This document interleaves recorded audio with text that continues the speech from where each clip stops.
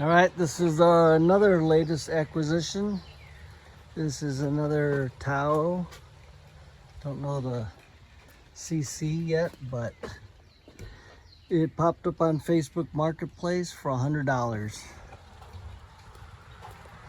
The owner said his daughter was 14, didn't ride it much anymore, and it needs a battery and a starter, which are available all over eBay. So let's get this off and see what it takes to get it running. Let's see what does it say what CC it is? No one under 12. I had to loosen the handlebars so I could tilt it down just to get it to fit in the back so I didn't have to take the trailer out. Normally my other ones have a tag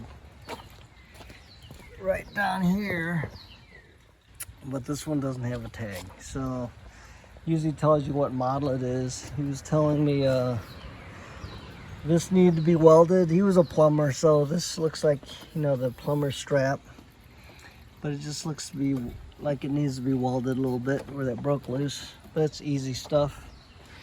Once you have a welder and know how to weld, everything's easy to fix. But perfect small size for the grandkids. Came with a key. He says it needs a battery and a starter. So let's see what this thing needs to get it running. I think this is number 12. Gotta make some room. It started raining out here.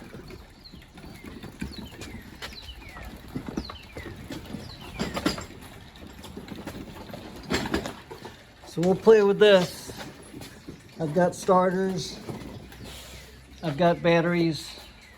Let me rinse it off and see if we can clean it up a little bit and see if it fires. First thing I check for is gas and spark.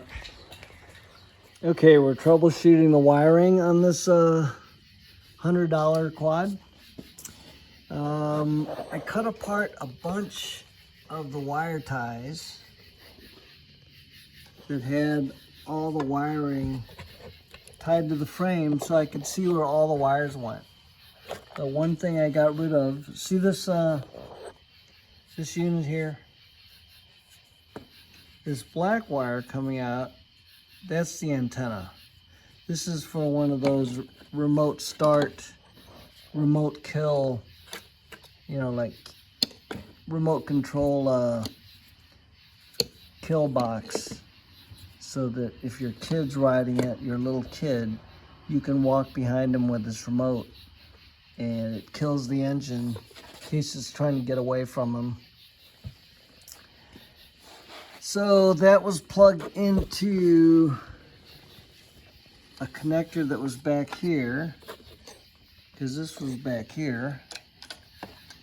So unplug that, and it's going in the trash because I didn't get the remote with it. And now he was saying it needed a starter and a battery. So I thought, okay, what is the deal with the starter? Let's hook it up to a battery. So I cut out all the zip ties holding it to the frame, because here was the solenoid. Solenoid was up in this little holder thing right here, and the nuts were loose. See, this is your relay, starter relay solenoid. So one of these would go to the battery hot with a big wire, and the other one would go to this wire, which goes directly to the side of the starter there, okay? So I wanted to test this, and in order to test this, when you turn on the key,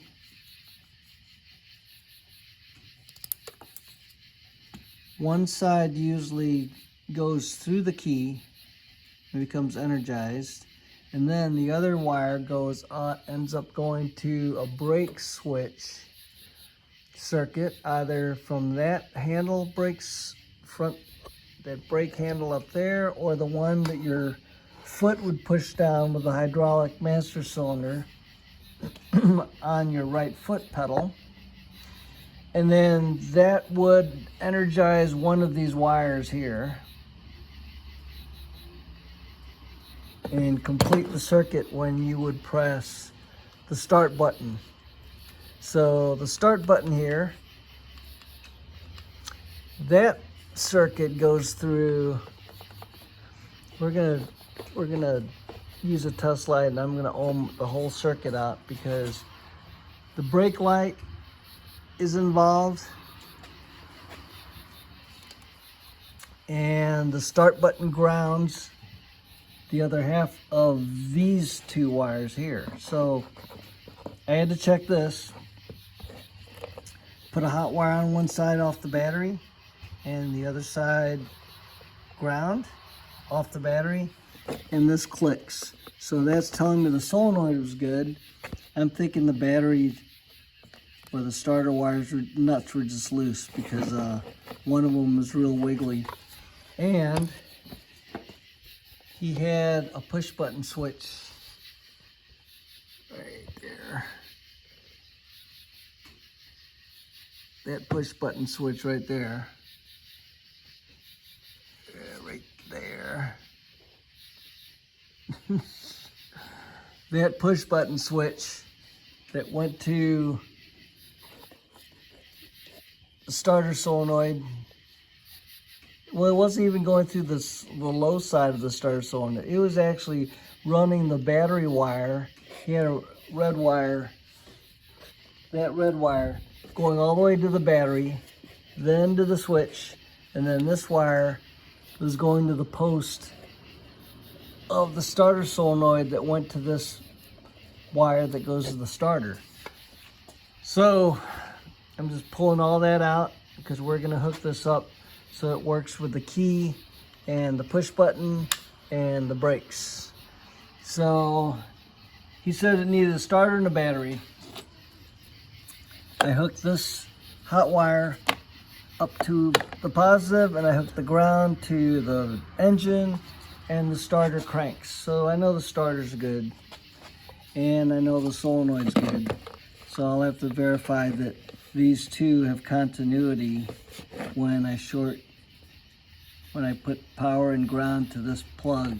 That way it'll let me know that this solenoid can handle the starter. So that's what I found so far. Gonna keep going, but I just want to see where all the wires go. They're all pretty basic. Everything's simple. I just want to check to see if we have spark. So I'm just checking the normal stuff first so I can get the push button working for the starter.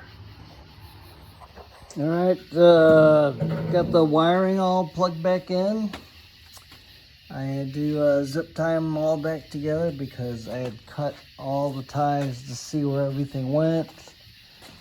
I verified that I get the start signal when I push the button. So the brake has to be on. So I had this wire, tied off, or I can push this, because if I hold the button and push the brake, it cranks. So now I'm checking for spark. I just changed the oil because I pulled the dipstick out and it was brown, like the oil had never been changed for a while. So I drained it out, flushed it a little bit with some gas, and now I filled it back up 1030. It took almost a quart to get it to the full mark when you just dip it. But now I'm checking for spark. So got the spark plug out on ground. There you go. See if you can see that. I gotta push the brake and push the button. Yeah, let's move the light.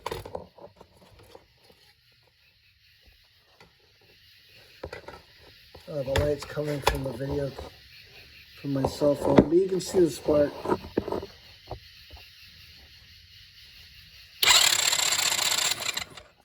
So that's telling me the stator's good. Don't know if the lighting coil is good yet because it's got to be running to get the voltage to turn on the light. So far, all the wiring's good. The stator's good. I'm getting spark. It's probably ready to run. The brakes still seem to work. Everything's good. So let's see what happens in the morning. Okay, decided to put the spark plug in and see how much compression this thing has. So let's turn it on. Let's hit the brake, hit the start, and let's see what happens. I didn't really check the gas yet.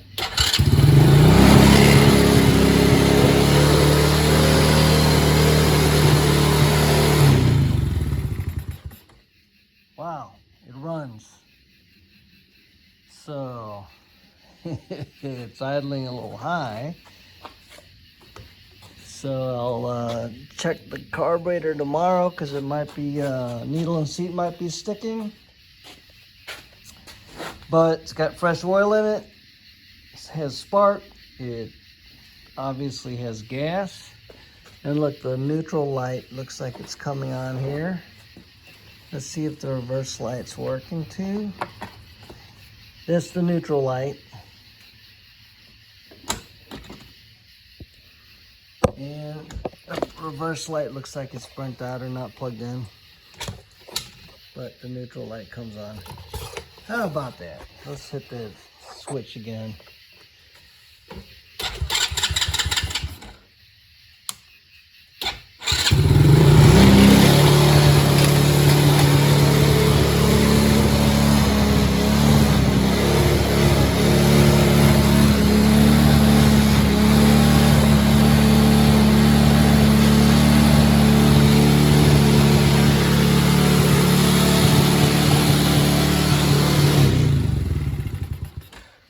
So just adjust on that idle tomorrow, but everything looks good. So just picked it up yesterday and it runs today. All right, we're gonna post this video. Just we don't need any videos of it riding because we're gonna probably put a collage of all the different quads running together with the different kids riding them. But yeah, this was $100. Just picked it up yesterday, last night, and it's almost ready to ride. I'll probably just check all the nuts and bolts. He's got some kind of weird spacers on here, which I've never really seen on all my other quads, because usually we have, you know, axle nuts to keep everything spaced out, but that's why this one was weird. I'm not sure of the brand on this. I thought it was a Tao, but I don't see a name on this one. It looks like the other Spider-Man bike I have, the Tao, but this one really doesn't have a name on it that I can see. But it sure looks like the other one. You know, they're all from China and they're all, a lot of the parts are universal, but even the shifter is a little bit, it's got a little bit of an angle down there compared to the Taos. But so far so good, $100. Let's have some kids riding on this soon.